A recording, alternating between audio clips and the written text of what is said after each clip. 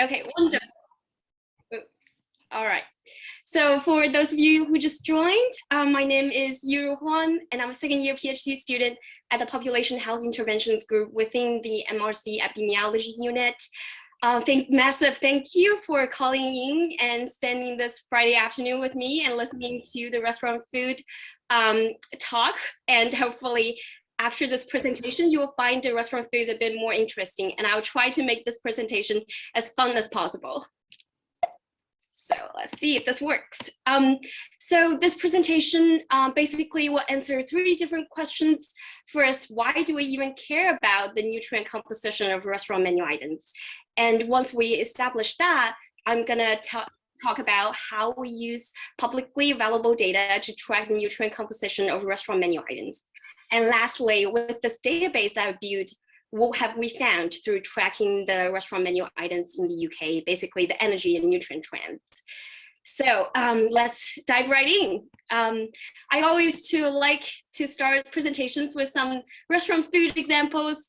So I have 4 fries/chips items here.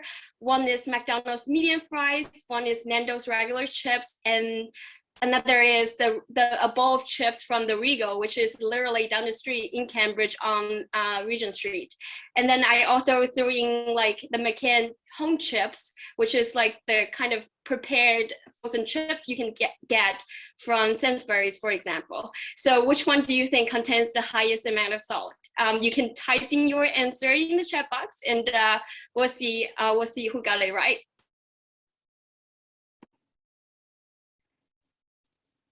All right, I don't know.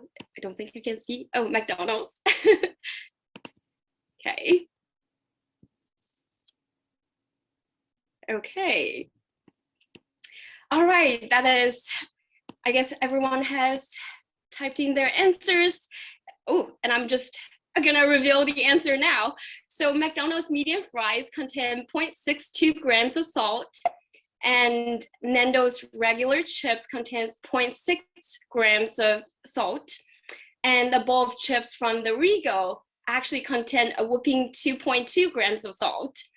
And for the prepared home chips from a can, one serving of 100 grams contain 0.54 grams. So the Rego wins, air quotes, because it's not exactly winning in the healthy eating context. The saltiest chips competition.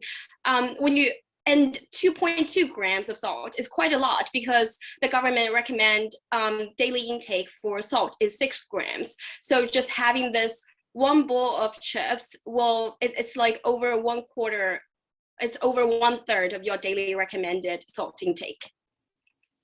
So with this example, as you can see, there are huge variations in the salt content of the same food served by different chains. The chips by Rego has really high salt content, and this prepared ones, the McCann home chips, has the lowest salt content. So that goes back to the question of why do we even care about the nutrient composition of restaurant menu items?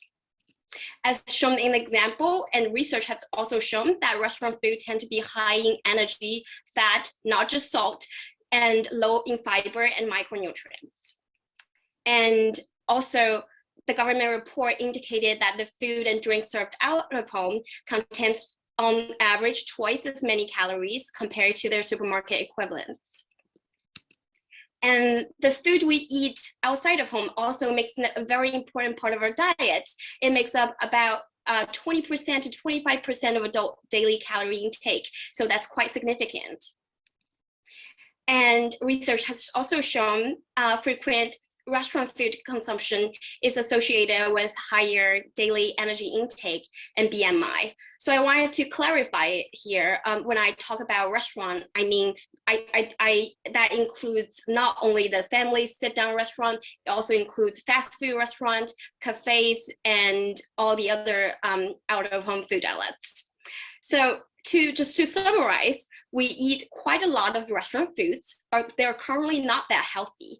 And this points out that restaurant food can be a very important avenue for improving the population dietary intake. So why do we even, so we built a database that can track the nutrient composition of restaurant menu items. Why do we even need that? First of all, we can then understand the current landscape, whether restaurant foods are healthy or not in the UK. And then second, if you have any kind of policy in this space, then you, with these kind of longitudinal database, you can track the changes and see to evaluate the effectiveness of the policy.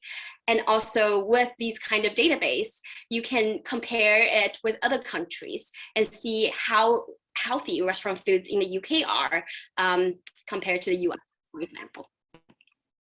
Okay, and as an added benefit of having a database to track the nutrient composition of restaurant menu items, you can also improve the estimation of nutrient consumption. So for example, in nutritional epidemiology studies, you will have like a food diary from participants. They will record what they've had throughout the day, and then you will link it to a nutritional database to estimate how much energy, what's sort of their total energy intake throughout the day. So this is just an example.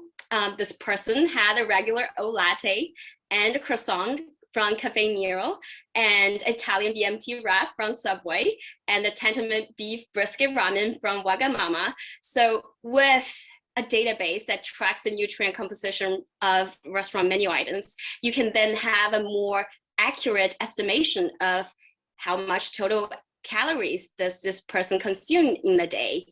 Because as we've seen in the previous chips example, their energy and nutrient content are quite brand specific. So the McDonald's chips can be quite different from the chip from the Wetherspoons, for example. So people don't usually think about this, but if you go to Tesco and get a bag of Walker's Marmite crisps, I've never had it. I don't know if it's good or not, but if you get one bag of this, you can actually find the nutritional facts panel on the back of pack.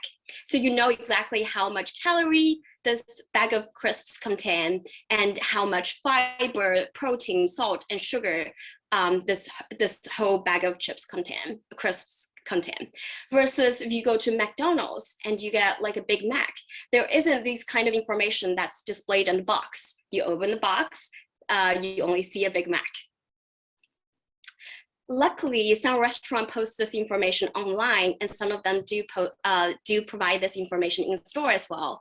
As example, this is the McDonald's McPlant. So if I just open this website, not gonna allow McDonald's to track my location, but if you open the website, you can actually see very detailed information related to the McPlant. You will be able to see the calorie information, the ingredients, the nutrition summary, as well as the ingredients and allergens.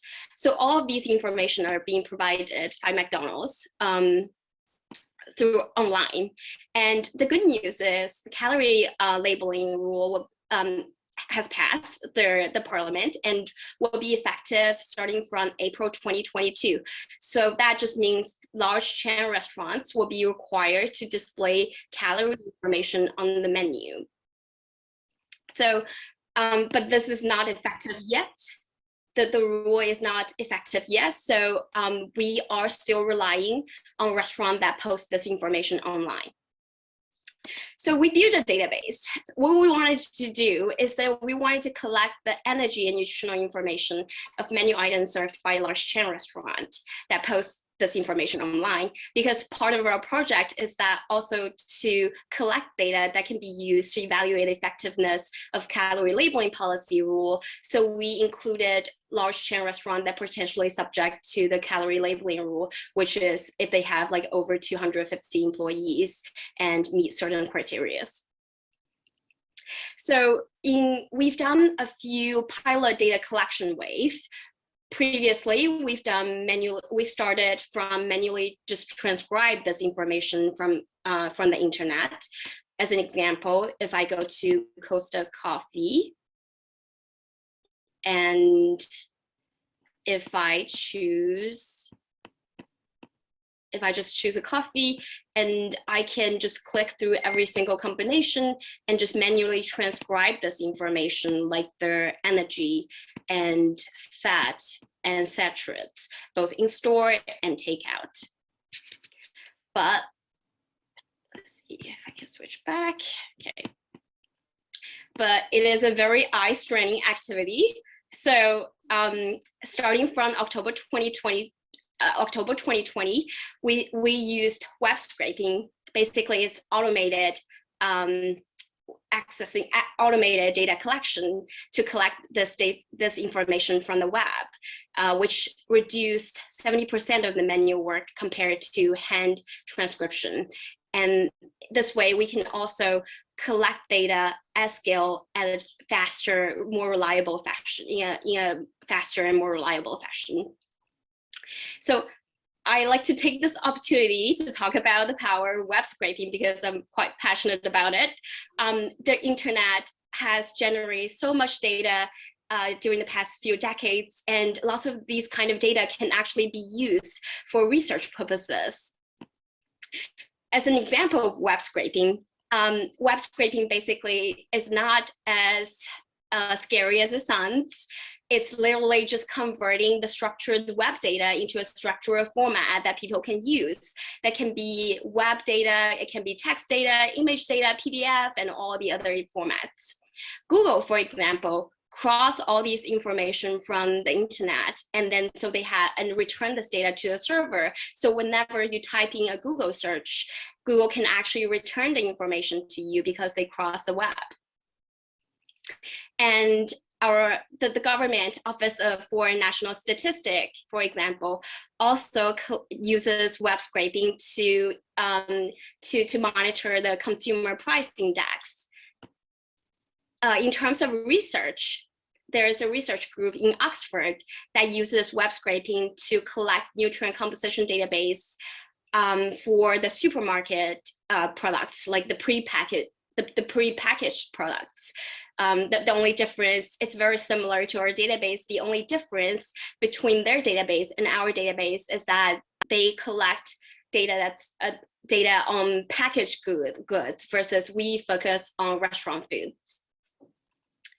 So web scraping has also been used in psychology research as well as food price research. It's a very cheap and reliable way to collect the data for research, business, and all the other purposes. So this is just an example of like the web crawling action. This is the coffee again. So instead of manually, So instead of manually click through every single one of them and hand transcribing them, we develop programs in Python that can automatically click through every single combination of cup size and milk, and then collect this information and compile them into the final data set. So it's just all automatic. We don't have to go through the menu transcription. The only difficult with compiling the nutritional information for restaurants that do post this information online is that some restaurants only provide this information in PDF format, and PDF table extractions sometimes can be imperfect. So because of the table sheddings and the coloring, sometimes it's difficult to extract the data accurately. So that still requires certain level of manual review. That's why only 70% of the data collection is automated, just because of the PDF table extraction. But hopefully with the calorie labeling rule, restaurants will provide this information in a more consistent fashion, so it'll be easier for us to track the nutrient composition of restaurant menu items in the longer term. So we've done 4 pilot data collections in 2018, 2019, and 2020. Our primary sampling frame is sort of the top 100 based on the volume cells. It's a report that's generated by Technomic, a market research company. And we started our official quarterly data collection since March 2021. So we've done 4 quarterly data collection already, and our last quarterly data collection was in December 2021. We collected close to 20,000 menu items from 81 restaurants. And our sampling friend is that in addition to these that belong to the top 100, we collected information on all the food outlets with over 250 employees that post this information online, because we can't collect the nutritional information if the restaurants don't provide it online. So with our data, as I mentioned, we've done 4 waves of pilot data collection. We wanted to know, because we already have data from 2018, 2019, and 2020, we then want to know whether restaurant foods are getting healthier or not during this time period. So what has happened in this time period then? From 2018 to 2020, the government has this voluntary salt, sugar, and calorie reduction program, whereby they set the sort of reduction targets for the industry, including the out-of-home sector, but they are volunteering guidelines. So it's up to the industry, to the individual companies, whether they wanted to stick to the guideline or not. The only physical policy that's being introduced as part of the sugar reduction program is that in April 2018, the government introduced a soft drinks industry levy, basically it's the sugar tax. And the calorie labeling policy the government has consulted on its intention to introduce the calorie labeling policy, but during this period of time, it's not effective. It wasn't effective. So with this policy context, what has changed? And we just wanted to take a look. And I wanted to kind of introduce the concept of core items. So we wanted to look at sort of the overall, all the menu items available for restaurants that consistently provide nutritional information from 2018 to 2020. And we also wanted to specifically look at core items as well. Core items are the items that are available in all 3 years. For example, Big Mac. Big Mac is a staple at McDonald's. It was on the menu in 2018 and in 2019, as well as in 2020. So we can actually track the energy trends over time. These are just some pseudo graphs to show some trends, but this is just to illustrate that we think of restaurant foods as static. Like the Big Mac we had 2 years ago would be the same as the Big Mac we're going to have today. But as a matter of fact, restaurants reformulate very often, and they also introduce new items very often. So restaurant foods are not static, they are constantly changing. And looking at the core items, we can then identify if the item has been reformulated over this time period on the menu item level. And we did newly introduced items, reintroduced items, and removed items. Maybe we have like one data point for like 1 year, but we don't have like, because for nacho cheese wedges, for example, it's just being introduced. So you don't have like their previous values. So you can't look at the trends over time. So we wanted to look at overall trends as well as the core menu items. Okay. So here's what we found. We found that there is a declining trend in energy, a slight increasing trend for salt and saturated fat, but these trends are not significant. The only significant trend is the sugar content. The sugar content reduced from 15.28 grams in 2018 to 14.41 grams in 2020. So there are quite some reductions here. And we also broke it down by food categories to see whether there are some changes, are some categories doing better than others. And we found that changes were quite sporadic and not consistent across different food categories. But you can still see some trends. So in this graph, let me just move this so you can actually see this. In this, so for example, like sandwiches, it's noted by this little circle.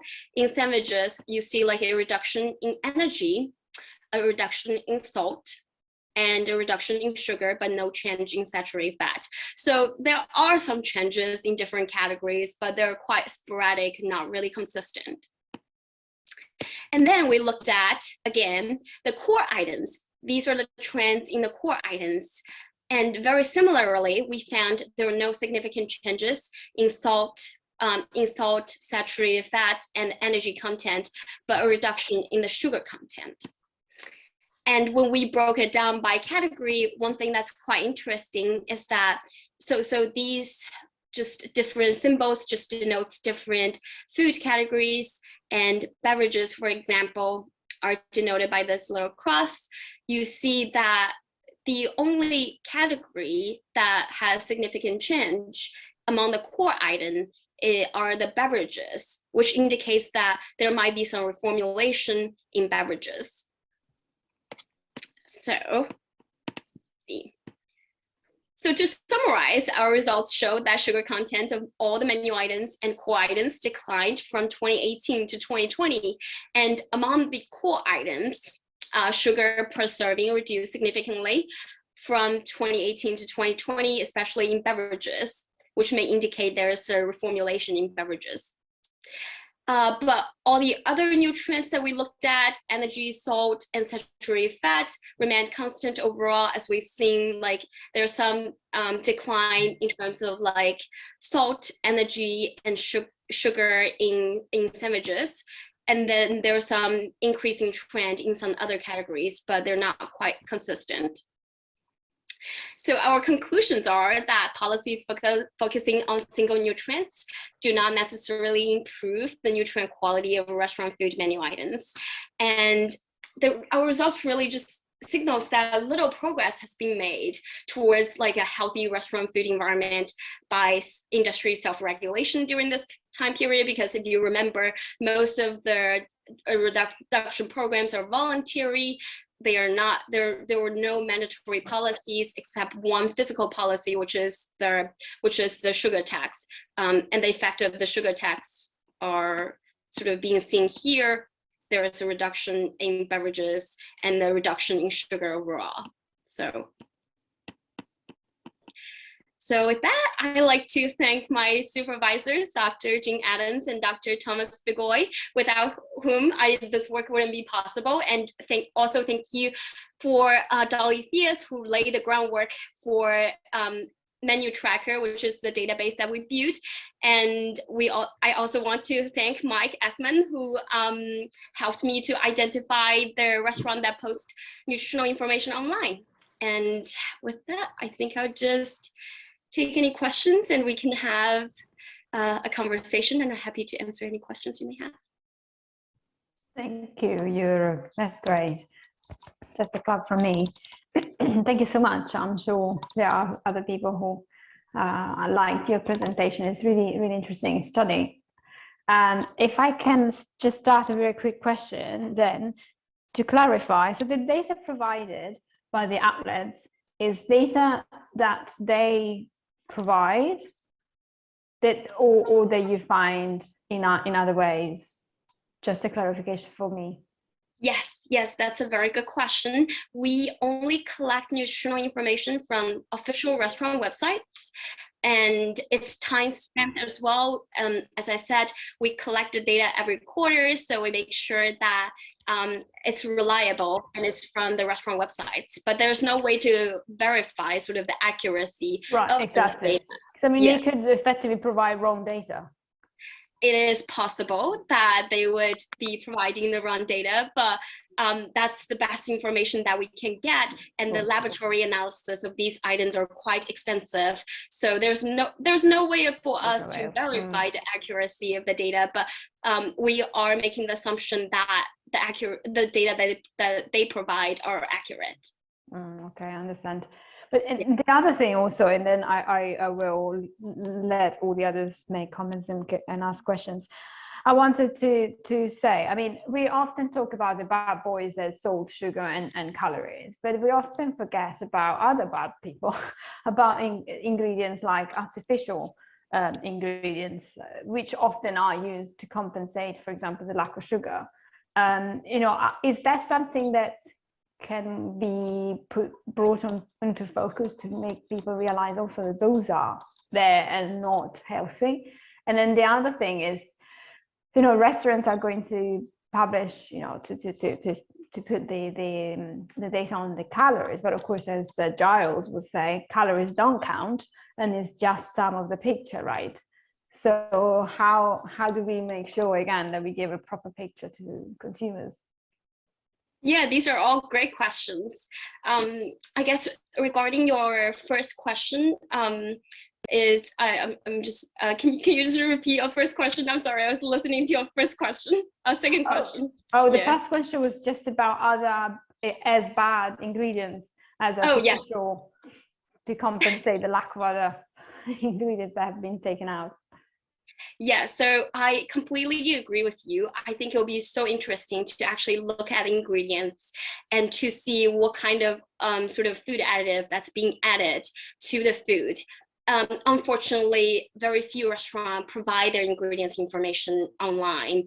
And but we kind of did some case study in terms of like comparing the ingredients in the UK, just looking at a few products and comparing it to the US. And we found that very interestingly, like the ingredients that's being used in the UK seem to be healthier than the ingredients in the US, because we have like a bit more regulations in terms of like what you can actually put in your food. So it will be really, really interesting to actually have the ingredients information and look at them and to see what is being added and have the restaurant reformulated and whether certain ingredients are not supposed to be there, but they add it anyway, and to see whether that's even associated with like nutrient content and all.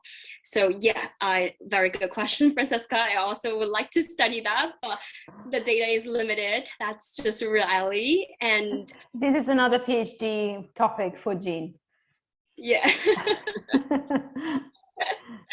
Yeah, but like in terms of like your second question, yes, calorie for, as Giles said, calories don't count, but I think it's more like in his book he was trying to like clarify some myth about calorie, instead of saying that calorie as an indicator is just not useful at all.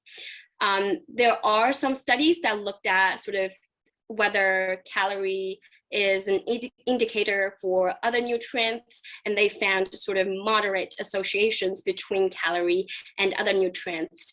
So I think this is a very valid concern. What would be good is that if we just being provided all the information on all the nutrients and ingredients, that would be wonderful. But if there is only one thing you can look at, I think having calorie on the menu would be better than not having it as indicators. Of course, I agree. Yeah, definitely. I got more questions, but please, I would like others to ask questions or make comments to Yuru. Please, I open the floor. Martin. Yeah, thanks, Yuru, for a great talk. I can see like a main finding or thesis will be that the voluntary route is quite limited in its effectiveness. And I don't know whether it may be outside the scope of your thesis, but did you gather information on what instruments are likely to be effective? I mean, you mentioned in passing at various stages, taxation and regulation.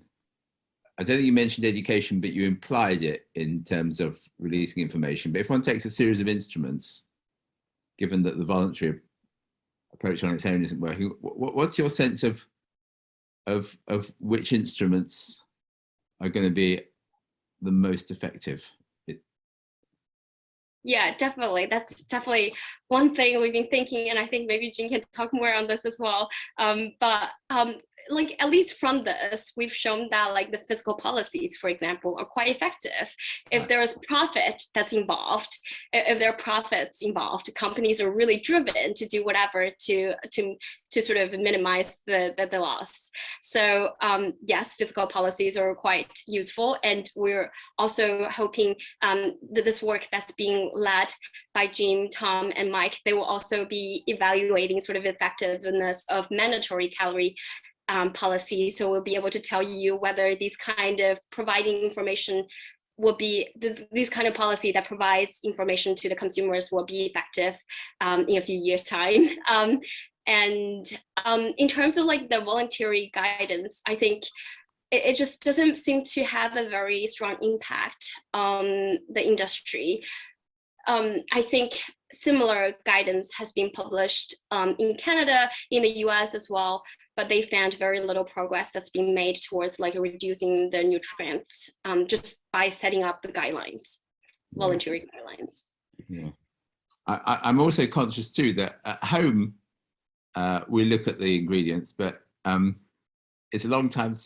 I haven't been to a restaurant much in the last 2 years, but when I go to eat out, I'm not really in the mood to look at ingredients, and I think my wife would get pretty fed up with me if I spent a lot of time looking at the maths. Yeah. Yura touched on this a little bit in her talk, but one of the, I don't know, beautiful things about the idea of mandatory calorie labeling is that it may work by providing information for customers, or it may work by providing information for restaurants, first of all, to let them know what's in their food, but also as a kind of an incentive not to have that information on their menus, right? Suddenly they have to declare that there's 1,500 calories in a mixed grill, which is 3/4 of a woman's daily energy intake. That might make them rethink what's in a mixed grill. So there's this kind of dual proposed mechanism of informing consumers, but also kind of prompting reformulation. And we're a little bit more interested in the second mechanism, because I think you, along with lots of others, might selectively ignore that information.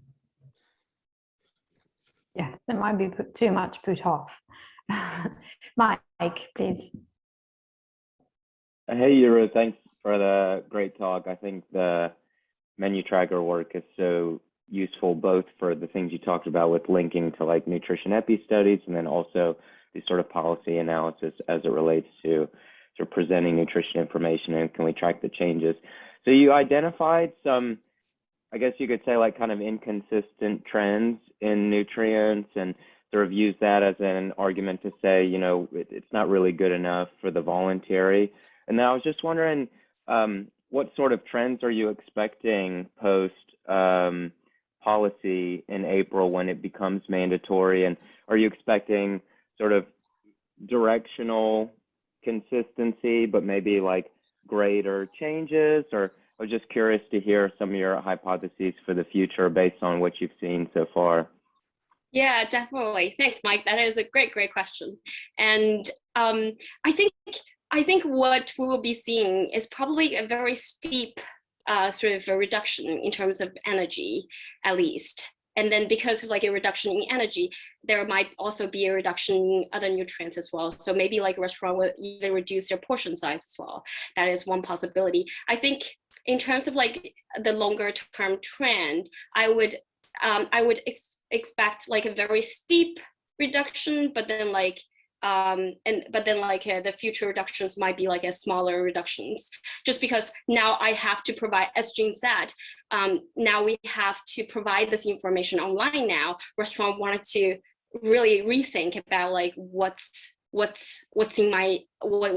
how much calorie this item has, and thinking about reformulation. So I think before they start to put this nutritional information online, they will really do some research work and reformulation, and maybe even readjust the portion size. So I think there will be a big reduction, a big jump, and then like a sort of a less steep slope going onwards. Yeah. Yeah, that makes a lot of sense. That seems like a really good prediction, sort of the greatest response sort of between before they're required and then once they're required. And then that just makes me think, and this is more of a comment that's kind of interesting, if that's the case, then the consumer may not experience dramatic changes over time of what they've seen, if a lot of it has sort of taken place sort of when they were required to present it. So it's almost happening sort of in the background. But yeah, that's interesting. I think you're right. Yeah. No, I guess you will be able to tell us Yeah, well, we'll see. a couple of years time, or yeah. So Yeah. looking forward to hear about that. Yeah, thanks. Yuri, do you know if this companies also publish data based on their environmental impact as well as the nutritional values? Unfortunately, I don't think that they. Yeah. I think maybe in the future they will start to care about this more. You will start to see some sort of labels that's on the menu items on the restaurants that's like eco-friendly or eco-friendly packaging and things like that. You will see like a tiny labels, but unfortunately, I don't think that's like most of restaurants. But yeah, most of restaurant, even for the nutritional information, we are only seeing a quite small proportion of restaurants that provide this information. So we're really hoping that the introduction of calorie labeling policy will help us to have like a broader coverage in the future. And hopefully in the future, we'll also be able to incorporate the environmental stuff and all these other information that's related to menu items. Hopefully sooner than later. But yeah, exactly. Anyone else would like to make a comment or ask a question, please?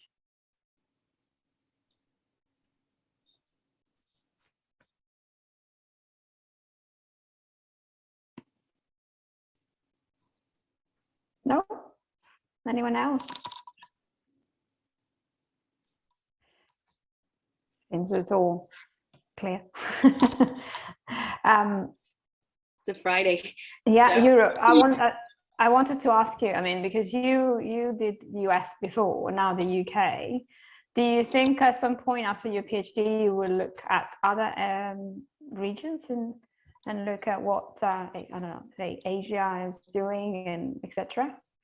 Yeah, definitely. I think that would be quite interesting to just kind of like look at on the global scale how healthy restaurant foods are in each of the country. And you might see some very significant variations, even for Big Mac, for example. As I presented at the work in progress meeting, people noted that the calorie content in a Big Mac is different in Japan, UK, and US. So there are quite some country-specific variations, and I like to explore that if that's possible. But the difficult thing really is that building a database for one country is difficult enough. Accessing it, yes. Yeah, and if there are future collaborations and stuff, I think I'll be really keen. Yeah, that'd be really interesting. Jean has just put Hannah on the spot about potentially environmental labels, and I don't know if Hannah would like to comment if she's still with us or can hear us. Hannah? No, we've lost Hannah, I think. I can maybe say some stuff. Oh yes, Jean, you can pick that up. Yeah. Look, I think that there are some quite big challenges to the idea of environmental labels. And this is not my topic really at all, but my understanding is that it's not necessarily straightforward even to say what's the environmental impact of a tomato, right? It depends what tomato it was and what time of year it is and where it was sourced from and what flavor of tomato, etc., etc.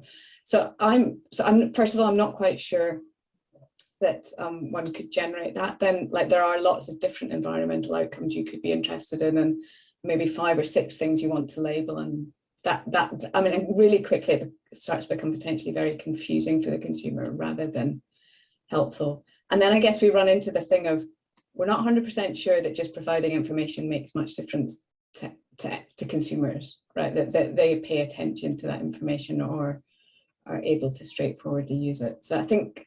You mean environmental, Jean? Well, any labels, certainly right, okay. nutrition labels, they don't seem to be particularly straightforward and just changing consumer behavior. So like I think it's often suggested the idea of let's just put some sort of environmental information on food labels. It's going to solve. Yeah, and like it might solve some problem, and I think there's significant challenges even to getting the information, let alone thinking that it might make sense to stuff. Yes.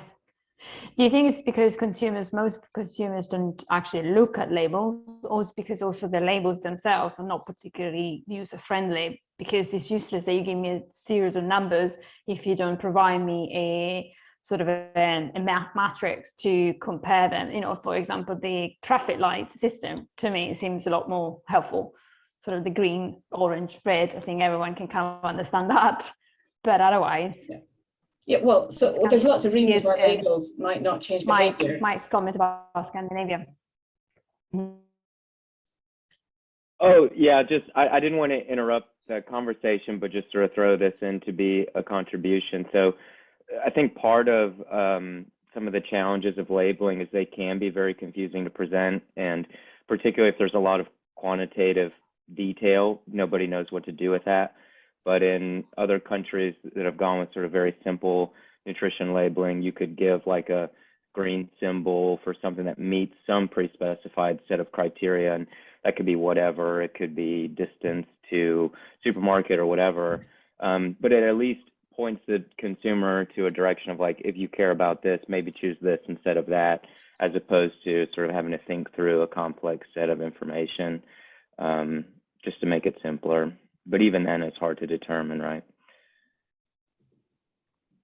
Yeah. No, I agree.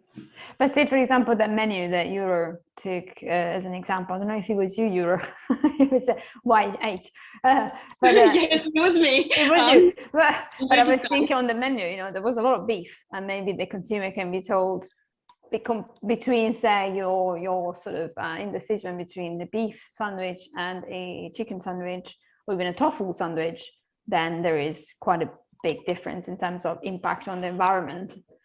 Right. And again, you would expect that most people perhaps know and therefore make that choice already anyway, but perhaps not necessarily.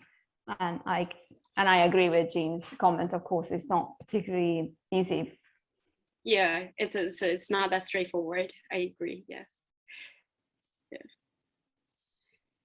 Anyone else would like to make any more comments or ask any more questions, please, before we wrap up? Yuru, what would you like? What's next? I mean, do you have some plans in mind after you've finished? Not really. I am. Oh, yeah. I saw that Stephanie raised her hand. So, yeah, I have no concrete plan yet. Just trying to do more great work, hopefully, during my PhD. So. Yeah. Great, Stephanie, would you like to ask a question? It's nice to see you again, Stephanie. Yes, thanks for entertaining my question. I'm not sure what's happening. Oh, what's happening with my screen? I have two different cameras, and I'm not sure which one I'm set up for right now, so I apologize for that.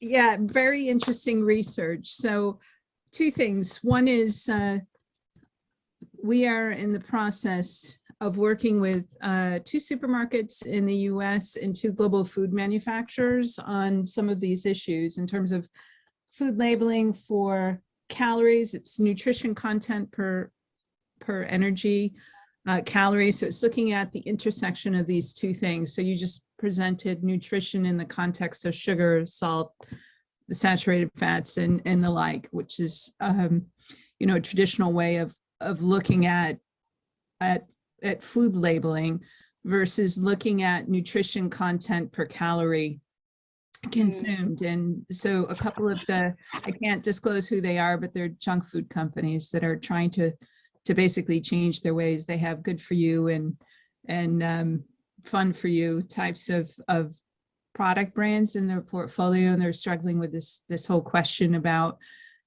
at what level of detail do they need to disclose nutrition, both like what are the regulatory standards versus what's their voluntary way of thinking this through. So we're in the middle of conducting some of that research.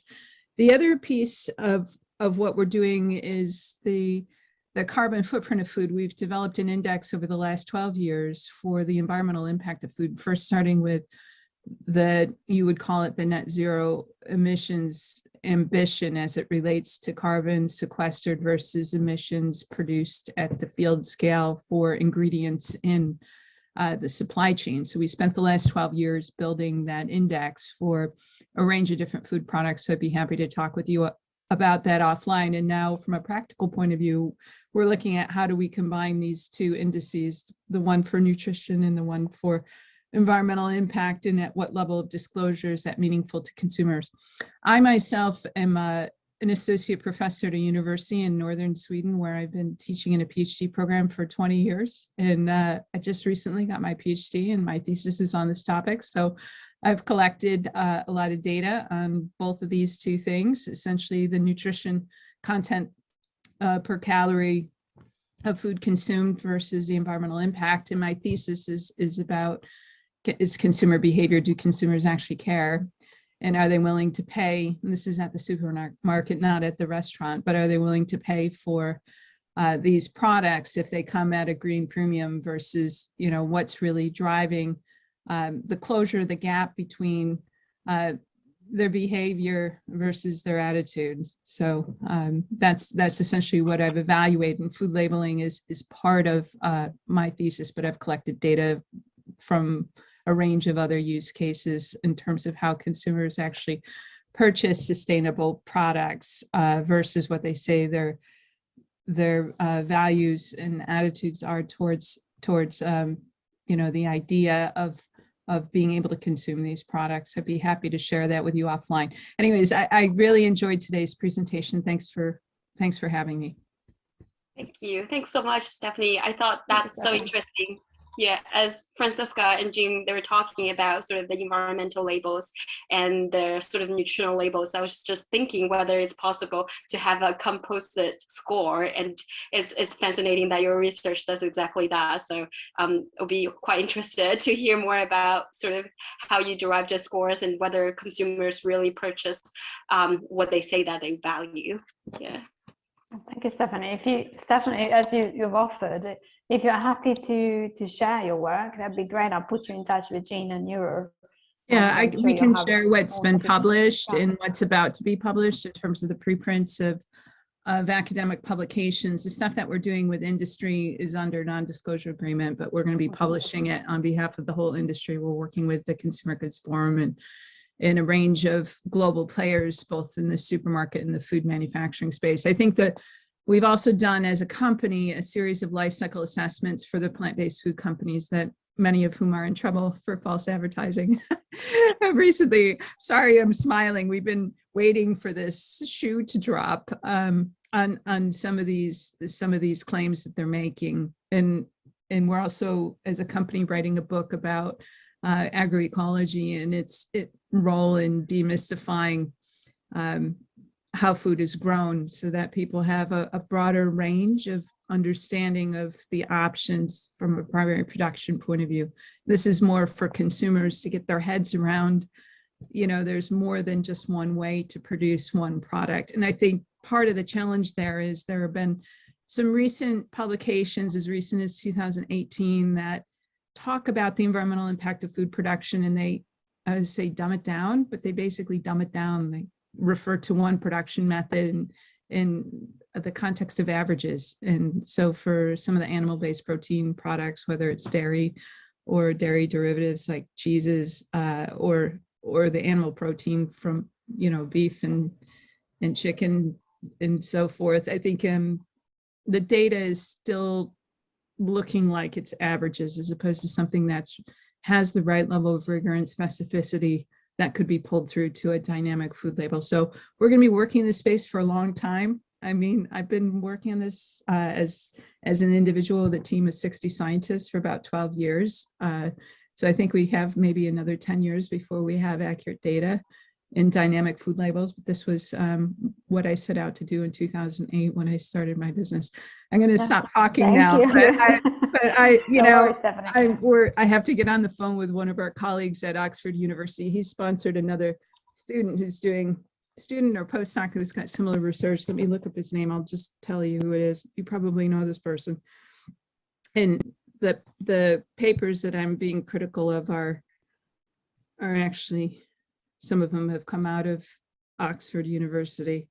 And here we have the head of the Oxford's Environmental Change Institute working with our company. So it's like, okay, you know, so the point is that this is hard. These topics are hard for all the reasons the people on this call have said, like access to the data is difficult to get your arms around in conducting, you know, primary research. To collect the data yourself is is costly and time consuming. So I think it's a challenge that we all have to run after from a research point of view, and then us from a commercial point of view, we're trying to make sense out of it with consumers and the industry. So the person's name is Michael Clark. He hasn't published this paper yet, but I'm looking at some data that shows the environmental impact of sausages, and on the y-axis is the environmental impact score per 100 grams, and on the x-axis is nutrient impact score per 100 grams. And we haven't seen what's the environmental impact versus the nutritional impact, like what's the composite index and how is it calculated. But the data is a difficult product, which is sausages, which could be beef or lamb, poultry, pork, vegetarian or vegan ingredients that go into a composite product. So, I mean, he couldn't have picked a more difficult thing to try and chart on one graph. So there's like accuracy, you know, you look at something like this and it's like, okay, we know it's a sausage. It could be anything. Okay, so I'm gonna stop talking now, but I'm really excited that you did Stephanie on this. Sure. Thank you so much. It's great, and I'll definitely put you in touch.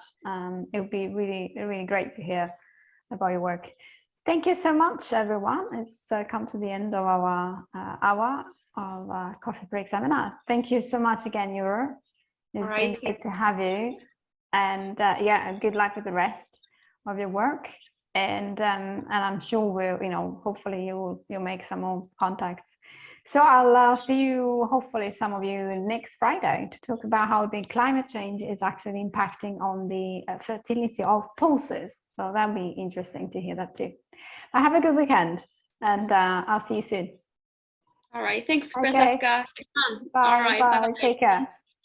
Bye-bye. Bye-bye.